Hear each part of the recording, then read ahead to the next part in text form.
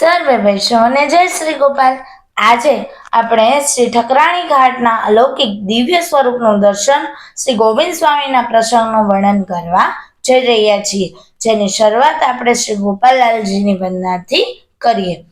શ્રી ગોપાલમ સર્વદા વંદે ભક્તિહમ સુકૃપાનિધમ સ્વરૂપદાનદાતારમ ભાવ ભક્તિ વિવર્ધકમ। પ્રભુ શ્રી ગોપાલલાલજી આપણને આજ્ઞા આપે કે આ પ્રસંગનું આપણે પઠન કરીએ। બોલો પ્રભુ શ્રી ગોપાલ લાલ કી જય। દિન દિન વૈભવ સુખમાં વૃદ્ધિ થતી જાય છે। શ્રી ગોકુલ એક અલૌકિક પરમ સુખ ધામ બની ગયું છે। શ્રી રઘુનાથજીને ત્યાં આનંદ મોદ પ્રમોદ દિન દિન અધિક વધતો જાય છે। શ્રી ગોપાલજીના દર્શન કરવા માટે નિત્ય એક જ લાલચથી સર્વ લલચાઈ રહ્યા છે। નેત્રમાં સ્નેહ રસ ઉભરાઈ રહ્યો છે। આપ શ્રી સર્વના સ્નેહનું પોષણ કરીને સર્વોને આનંદ આપી રહ્યા છે। ગોકુલમાં અનેક ભાંતિની લીલા જલસલમાં કરી રહ્યા છે। પ્રભુજીને પોતાની રહસ્ય લીલા પ્રગટ કરવાની ઈચ્છાથી શ્રી જમનાજીના તટે સર્વ બાળકોને સાથે લઈને ખેલવા પધાર્યા।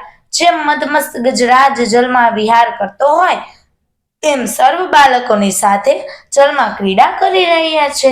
શ્રી વિઠ્ઠલનાથજીનો સેવક ગોવિંદ સ્વામીને આ વાતની જાણ થતા ત્યાં આવ્યા અને ગોપાલજીને જલ ક્રીડા કરતા જોઈને આનંદ પામી રહ્યા છે અને પોતાને મન પણ તેની સાથે ખેલવાની ઈચ્છા થતા કહ્યું, મને પણ તમારી આ સુંદર ક્રીડાનો ખેલ જોવાની ઈચ્છા છે। શ્રી ગોપાલજી પાસે પોતાની ઈચ્છા પ્રગટ કરી। સવારે શ્રી ગોપાલજીએ કહ્યું, અમો તને કેમ ખેલાવું? તારા મનમાં આવે તે ખેલ દેખાડું। રસિકરાજની ઈચ્છાને ગોવિંદ સ્વામી શું જાણી શકે?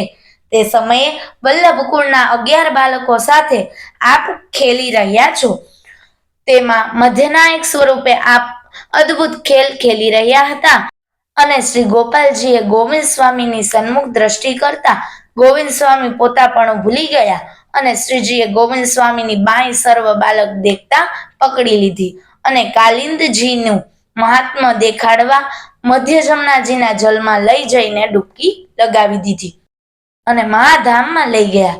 રસલીલાનો અંતરાય તેનો દૂર કર્યો। શ્રીજીએ પોતાની લીલા પ્રગટ કરી। જે પોતાનો વડભાગીજન છે તેથી પોતાનું રસિક જૂથ પ્રગટ કીધું। લલિત મનોહર શ્રી ગોપાલજી મધ્યનાયકે શ્રી સ્વામીજીની સહિત દર્શન શ્રી ગોવિંદ સ્વામીને કરાવ્યું। હવે આગળ શ્રી જમનાજીના નિજધામનું વર્ણન કરે છે। આગળના પ્રસંગનું વર્ણન બીજા ભાગમાં જોઈએ। જય શ્રી ગોપાલ।